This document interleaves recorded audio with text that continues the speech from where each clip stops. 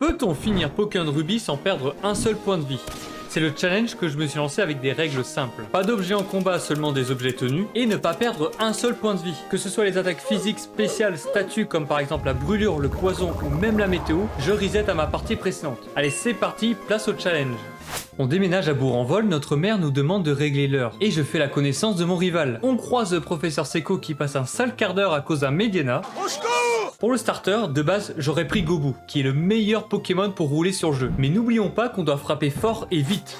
L'agron a une vitesse plutôt faible comparé à Brazegali et Junko. En plus, si je prends Gobu, alors mon rival aura Arco qui est bien plus rapide. Et vous savez qu'il y a un combat que je dois faire, celui qui en a traumatisé plus d'un. Oh non! J'ai donc décidé de prendre Poussifeu par choix personnel. J'affronte Mediana et je rencontre un problème. Celui-ci n'a que l'attaque charge, ce qui me fait perdre des PV. Alors comment on fait? Eh bien on enchaîne en boucle ce combat car charge n'a que 95% de précision jusqu'à la 4ème génération. Et il faut 2 coups de griffe de la part de Poussifeu pour le vaincre. Malheureusement mon Poussifeu ne fait pas assez de dégâts avec son attaque. Au bout de nombreux essais, j'arrive enfin à avoir le combo pour le battre. Le professeur nous remercie et nous donne notre starter. Je lui donne son surnom et je pars sur la route 101. Sur ce chemin, il y a 3 Pokémon qui apparaissent. Zigzaton qui a charge et rugissement, donc difficile de le battre sans perdre de PV. Mediana n'a que l'attaque charge et Chonipod qui a charge et sécrétion. Je préfère me concentrer uniquement sur Chonipod pour gagner de l'XP afin de mettre toutes mes chances contre Flora. Je monte au niveau 8 et j'arrive à Rosière. Une femme me donne une potion. J'en ai rien à foutre! Je me présente devant Flora au niveau 10 et je me dis tranquille, ça va passer. Malheureusement, son Gobu ne veut que utiliser l'attaque charge. Finalement, il aura fallu un coup de critique au niveau 12 pour avancer dans le jeu. Arrivé à Clémentiville, je vois mon père. Je suis ton fils. M'étonnerait. Ça sent pas du tout. Un peu, non? Ah non. Non. Ah non. Même pas. Non. Et il nous demande d'aller aider le petit Timmy. On l'aide à capturer son Tarsal, ce qui me donne envie de capturer le même Pokémon car Gardevoir serait parfait pour ce challenge. Donc je le cherche sur cette même route, sachant que Tarsal a seulement 4% de taux de rencontre. Après quelques minutes, je le trouve et j'ai peur qu'il s'enfuit comme un bras. Mais il n'utilise que rugissement et c'est pour ça qu'il ne rentrait pas dans la Pokéball, ce petit con. Et je le capture sans aucun risque. Ensuite, j'entre dans le bois Clémentique qui est une forêt qui comporte que des Pokémon insectes idéales pour s'entraîner, notamment Armulis et Blindalis qui n'ont que l'attaque armure. Pour mon Poussifeu, aucun problème, il est très fort avec son niveau, mais mon Tarzal est bien en dessous des dresseurs aux alentours et il n'est pas très puissant à cause de ses stats médiocres. Donc, je détruis la faune, je monte quelques niveaux sans problème et je bats du premier coup le sbire de la team Magma. Suite à cela, j'arrive à Mérouville où j'en profite pour gagner de l'XP sur la route 116, ce qui me permet de faire évoluer mon Poussifeu en Galifeu qui apprend double pied. Une attaque bien utile pour la première reine qui est de type roche. J'affronte Roxane, la championne, en pensant la battre du premier coup. En fait, non! Son Racaillou résiste et me lance Tombe Roche. Je retente ma chance. Mon double pied tape plus fort et il met KO son Racaillou, mais son Tarinor a plus de défense et tient de peu à mon attaque. Celui-ci retire mes espoirs avec Tombe Roche, mais la fois d'après, il a préféré lancer Armure ce con plutôt que de m'attaquer et je remporte mon premier badge. Je sors de l'arène et je suis témoin d'un vol commis par la team Magma. Le mec me demande de l'aide. Arrivé devant la grotte, Monsieur Marco s'est fait voler son Golise tout pété, mais bordel, je suis un gamin de 10 ans, pas la police. Je bats le sbire, récupère le pack et rend le Pokémon à son propriétaire. Pour nous remercier, Monsieur Rochard, le directeur, nous offre le Pokénav et nous demande en contrepartie de déposer une lettre à son fils au village Myokara. Pour nous y rendre, on va voir la victime Monsieur Marco qui nous emmène avec un bateau tout petit. Arrivé au village, je me rends compte que mon niveau est trop faible car je n'arrive même pas à battre un pauvre pêcheur avec un tentacule niveau 12. J'essaie de nombreuses fois mais impossible. Finalement je l'esquive et c'est parti pour une séance d'XP dans la grotte granite. Après ça, je décide de tenter ma chance dans l'arène de type combat. Contre Bastien, je me rends compte à quel point mon Tarsal est décisive avec son attaque choc mental qui rend confus ses Pokémon. Au bout de la 3ème fois, je gagne et récupère mon 2ème badge. J'en profite pour mettre une raclée à ce putain de pêcheur et je rends la lettre à Pierre Rochard. Je me demande qui c'est. Je sors de la grotte et direction Poivre et Sel pour compléter la 2ème mission de Monsieur Rochard. Une fois sur place, je rentre dans le musée océanographique. Musée qui est rempli de sbires magma. Qu'est-ce qui peut bien se passer de mal? Je donne le colis au capitaine Poupe et on se fait agresser par 2 sbires de la team Magma. Oh, comme c'est bizarre! Je dois affronter les 2 sbires en même temps et je suis bloqué. Le premier envoie Chamallow qui est envoyé au tapis avec mon Galifeu, sauf que je combats dans la foulée le 2ème sbire qui a un Nosferati qui résiste à ma flamèche et qui m'attaque juste après. Le problème c'est que je ne peux pas échanger mes Pokémon entre les sbires et mon Tarsal est bien trop faible pour battre le Chamallow. Après de nombreux essais, je le passe grâce à un ultrason qui a loupé et ensuite je termine ainsi que son dernier Pokémon. Après ce combat, je découvre Max, chef de la team Magma qui arrive aussi vite qu'il repart. On continue notre chemin au nord de la ville, je me fais bloquer par une Flora toute mignonne qui veut ma mort. J'ai envie de me suicider parce que c'est cool, la mort. Son Balignon résiste de peu à ma flamèche. Soit il utilise Vampigraine qui arrête ma partie, ou soit il fait Parasport qui me fait attaquer au second tour. J'en profite pour utiliser une Besseris qui me soigne directement directement et me permet de battre Balignon. Mais voici le problème de ce combat. Flobio, c'est un Pokémon puissant à ce stade du jeu. Il est certes plus lent que moi mais encaisse bien mes attaques. Et il ne lui reste plus qu'à lancer un tir debout pour gagner. Je change de stratégie contre ce Pokémon. Je fais la technique du... en lui jetant du sable dans la gueule. Vas-y, souffre sale merde. Or, ça ne lui fait absolument rien. Et au bout de 15 minutes, je me dis qu'une séance d'XP me ferait pas de mal. J'en profite pour monter au niveau 20 mon Tarzal qui évolue en Kirlia. Et je retente ma chance contre ce traumatisme d'enfant. Je mets Kirlia à la place de Galifeu contre Flobio. Je lance l'attaque choc mental qui a 10% de chance de rendre confus le starter de type eau, sachant que tir debout a 95% de précision. Bon, évidemment, ça marche pas du premier coup, mais au bout de la 6ème fois, j'arrive à le rendre confus. Mais ça ne lui fait ni chaud ni froid. Au bout de plusieurs combats, à la place de tir debout, il lance patience. J'en profite pour placer 2 reflets afin qu'il m'attaque pas en retour. Je place un petit choc mental qui rend confus. Il arrive à m'attaquer mais se loupe grâce à mon esquive et passe une seconde fois à la confusion pour détruire mes rêves.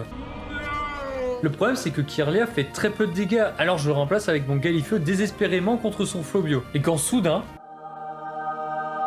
me rendant compte de la chance, je cale un double pied qui le met KO et son chamallow ne représentait pas une menace. Après avoir aligné les planètes, je me hâte à l'Avandia. On fout une petite branlée à notre rival Timmy, on affronte Voltaire et il me fait... ta gueule. J'arrive à passer son Magnéti facilement mais son Voltorb est plus rapide que mes Pokémon et retire mes espoirs. Si par chance j'arrive à battre son Pokémon, il envoie Magnéton qui est certes faible face à mon double pied mais résiste de peu, me paralyse, se soigne et... Tu m'entends, Magnéton? Un jour, je vais te buter! On bat les couilles, frère. En sortant de l'arène, je vais affronter les dresseurs qui me restent à battre. Je reviens et je change de stratégie. Je place Kirlia contre son Magnéti. Il me fait cage éclair, cependant mon Pokémon a le talent synchro qui le paralyse et ma baisse cerise le soigne. Je place des plénitudes, des reflets et au bout de plusieurs combats, je le bats. Mais son Voltorb est plus rapide que moi. Il lance étincelle qui retire des PV. J'ai fait des essais et des essais. Limite, je n'arrivais même pas à battre son Magnéti. Et voici comment j'ai réussi à gagner le combat avec une chance incroyable. Kirlia fait reflet. Son Magnéti me paralyse. Talent synchro avec Besseris, tu connais. Je relance reflet. Là, il loupe son attaque. Je relance un 3ème reflet. Il n'arrive toujours pas à me paralyser. Pendant 4 tours, j'en profite pour attaquer avec choc mental et il ne me touche pas à cause de la paralysie 4 fois à suivre. Il se soigne et je décide d'utiliser plénitude. Pendant 2 tours, je le rattaque. Il loupe 2 fois à suivre sa cage éclair. Là, je fais reflet. Il est paralysé. Je l'attaque. Il est de nouveau paralysé et je le termine. J'ai calculé pendant 10 tours, il n'a rien pu faire. Je flippais contre son Voltorb, mais il rate son attaque. Mon choc mental le rend confus, il se blesse et je le mets KO. Je change de Pokémon contre son Magnéton, il lance cage éclair, merci la baisse cerise, et je fais un double pied qui me permet de remporter la victoire. La chatte, il va. Je pars dans le nord de la ville pour traverser les routes. La Tigre Magma me bloque le passage, alors je contourne par le chemin ardent. Je parcours la route 113 qui a des nuages de cendres provoqués par le volcan. Eh mais attends. Alors mais il est mort. Vu qu'il ne se passe rien à Autokia, je décide de continuer mon chemin. Bonne nouvelle, mon Kirlia évolue en garde-voire. Dans le site Météor, je passais par là tranquillou quand j'aperçois que la Team Magma a volé une météorite au professeur Cosmo. Je rencontre la team opposée qui me fait son discours de propagande et qui poursuit la team adverse. Bon, pas le choix, je monte dans la télécabine direction le mont Chimney. En haut du volcan, Mais moi, je veux faire l'amour! j'affronte Max, le chef de la Team Magma, qui ne me pose pas de problème car ses Pokémon ont préféré se booster ou envoyer du sable. Je retire la météorite et file à Vermilava. Arrivé sur place, je mate les mamies dans la source chaude, je récupère un œuf et je combats la championne Adriane. C'est là que je me rends compte à quel point mon garde-voire est surpuissant avec ses capacités reflet, plénitude et psycho. Je la bats au bout de la 2ème fois, ce qui me permet d'avoir le 4ème badge en poche. En sortant de l'arène, Flora me donne des lunettes sable et m'informe que je peux affronter mon père. J'en profite pour retourner sur la route 111 pour XP mes Pokémon. Sachant que la tempête de sable me retire des PV à la fin du premier tour, je lance un combat à tous les dresseurs ne possédant qu'un seul Pokémon. Et c'est là que je me dis qu'un Pokémon qui résiste aux tempêtes de sable serait une bonne idée. Je capture un Craquenois au bout de plusieurs tentatives, je termine de finir tous les dresseurs qui ne m'avaient pas combattu et en route pour défier mon père. Je vais le démarrer, cet enculé. Effectivement, son manef limite utilise bâillement et malgré sa paresse, il réduit mes espoirs en cendres. J'anticipe le combat avec une belle marron et grâce à plénitude, je mets une fessée à ses singes. Après ça, le père de Timmy nous remercie d'avoir botté le cul de son fils et nous donne la CS Surf. Je traverse la mer aux alentours du village Myokara pour augmenter les niveaux de mon Craquenois. Oh tiens, mon œuf va éclore. Mais c'est de la merde! Tiens, un joli petit surnom pour toi. On continue notre aventure à l'est de l'Avandia. Pierre Rochard nous fait subir un interrogatoire. Mais qu'est-ce que j'en ai à foutre, moi? Sur la route 119, mon Galifeu évolue en Braségali et il apprend pied brûleur, ce qui est une excellente nouvelle car Flamèche commençait à avoir ses limites. Le centre météo est envahi par la Tig Magma et on règle leur compte. Peu après, notre rival nous attaque avec un Flobio qui résiste de peu et utilise Bélier. Bon, la deuxième fois, on la remet à sa place grâce à Gonflette et double pied de mon Braségali. Avant de lancer un combat contre Alizé, j'entraîne mes Pokémon et je vois...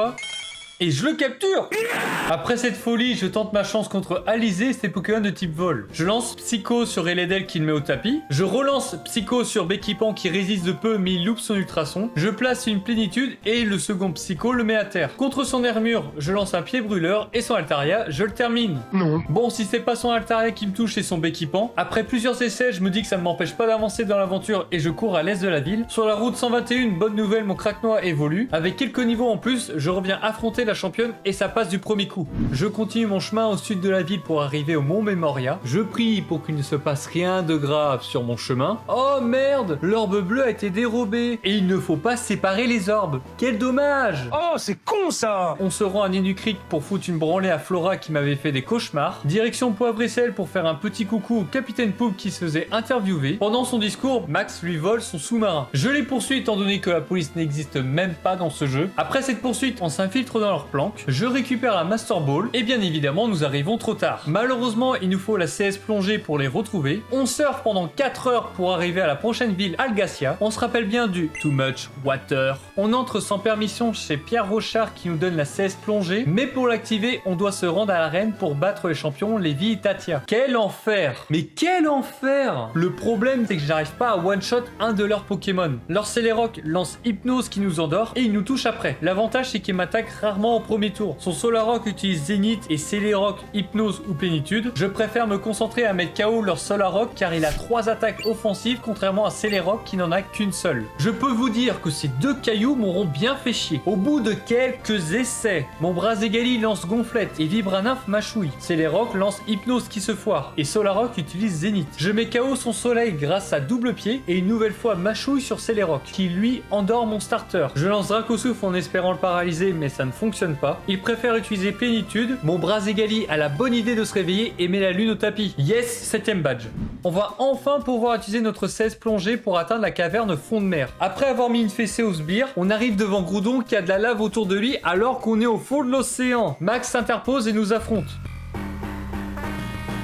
Grâce à un coup de critique bien placé, je le bats au bout de la deuxième fois. Mais la facilité scénaristique décide de réveiller Groudon. Sauf que dehors, c'est le réchauffement climatique. Putain, mais on se brûle le cul ici! Les chefs des teams se barrent en nous laissant le sale boulot. Pierre Rochard se dirige à Athananopolis et on suit. On rencontre le champion de la ville et je suis chargé de calmer Groudon parce que j'ai l'orbe rouge. Je le mets KO de la plus belle des manières. Je sors comme s'il ne s'était rien passé. Ah, enfin des remerciements, quand même. Dans l'arène, je m'entraîne auprès des dresseurs qui ont des Pokémon assez costauds. Je me présente devant Marc, le champion qui m'a causé le plus de problèmes à ce stade du jeu. Déjà, son Love Disc utilise Attraction ou Doux Baiser. Son Barbicha n'en a rien à foutre et lance Séisme. Son Faugleur ne me pose pas de problème. Son Poisson Roi résiste de peu et invoque la pluie. Sauf que le Poisson a le talent glissade qui fait qu'il m'attaque en premier. Évidemment, ce n'est pas fini. Il y a un...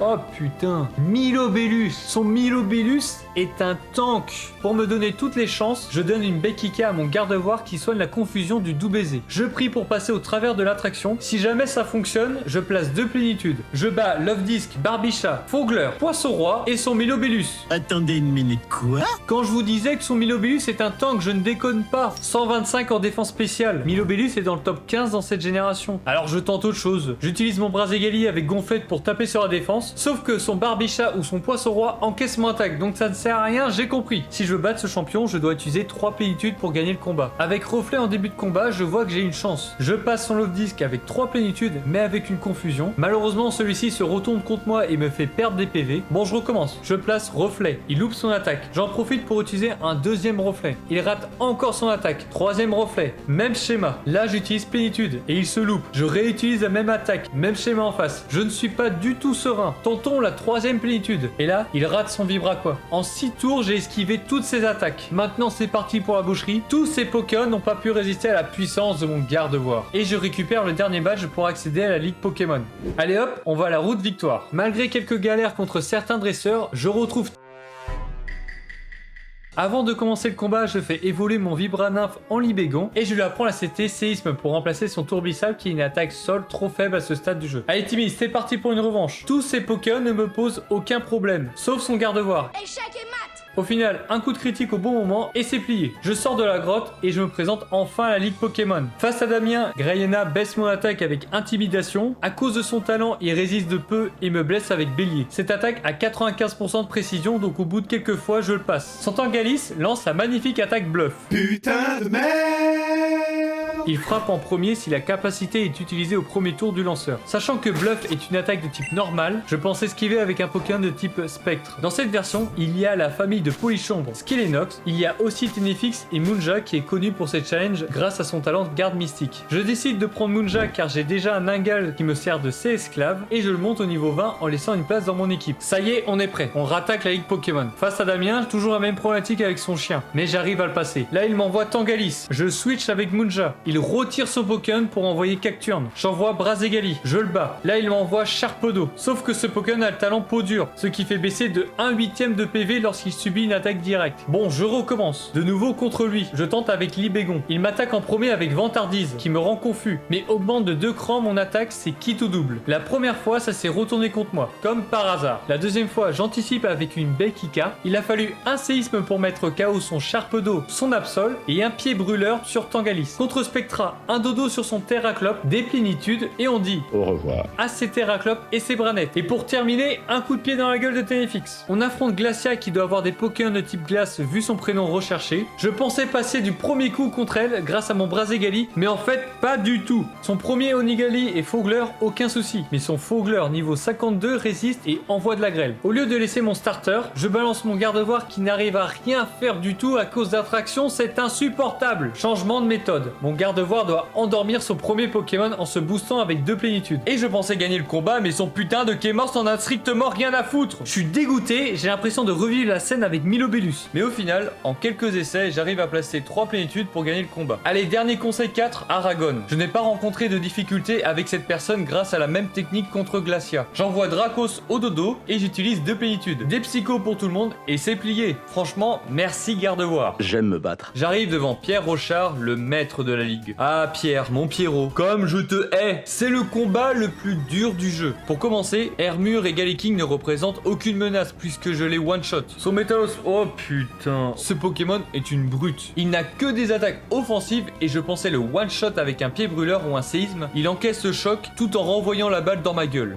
Je pensais alterner avec mon garde-voire pour l'endormir, mais rien à foutre. Mon Pokémon rate l'attaque à chaque fois. Métalos a des attaques qui ne peuvent pas toucher Munja, alors je décide de l'envoyer. Là, il retire son Pokémon pour envoyer son Kaorin. J'ai remarqué que ce Pokémon utilise souvent en premier protection au mur lumière. Alors je tente de le paralyser avec Dracosouffle, ce qui peut fonctionner, mais il passe au travers de la paralysie pour me toucher. Je lance Hypnose pour l'endormir et switcher avec Brazegali. Si par miracle je le passe, il envoie Armaldo ou Vassilis, mais ils résistent tous les deux, sachant que Métalos nous attend juste derrière pour nous défoncer et que je n'ai aucun moyen de le battre. Coucou. Le moment où le combat est en ma défaveur, c'est quand il échange son Métalos avec son Kaorin. Ce Pokémon est un mur et je perds énormément de combats contre lui. En fait, le but c'est de l'endormir et de le mettre KO rapidement, sauf que Gardevoir n'a que des attaques psy, ce qui n'est pas très efficace contre Kaorin. En parallèle, changer de Pokémon me fait perdre un tour, ce qui est énorme. Le seul Pokémon qui peut passer, c'est Gardevoir car il peut se booster avec plénitude pendant qu'il dort. Je jette un coup d'œil dans mes CT et j'apprends Ballombre à mon Gardevoir. Arrivé devant lui, je constate que j'ai plus de chances de le battre grâce à mes plénitudes. Sauf que j'arrive pas à battre son prochain Pokémon qui est Métalos. Alors je change de stratégie. Je préfère combattre en premier son Métalos car il utilise Point Météore qui a 95% de précision. J'envoie mon Libégon qui peut le battre s'il se loupe. Au bout d'un moment, la chance me sourit et 2 séismes suffisent à le mettre au tapis. Il envoie Kaorin, une hypnose suivie de 2 plénitudes pour l'achever avec des ballombres. Pour finir, je bats son Vassilis et son Armaldo sans aucun souci et ça y est, j'ai battu Pierre Rochard et je suis devenu maître de la Ligue Pokémon sans avoir perdu un seul point de vie. J'étais tellement content que j'ai eu envie de regarder le générique en entier.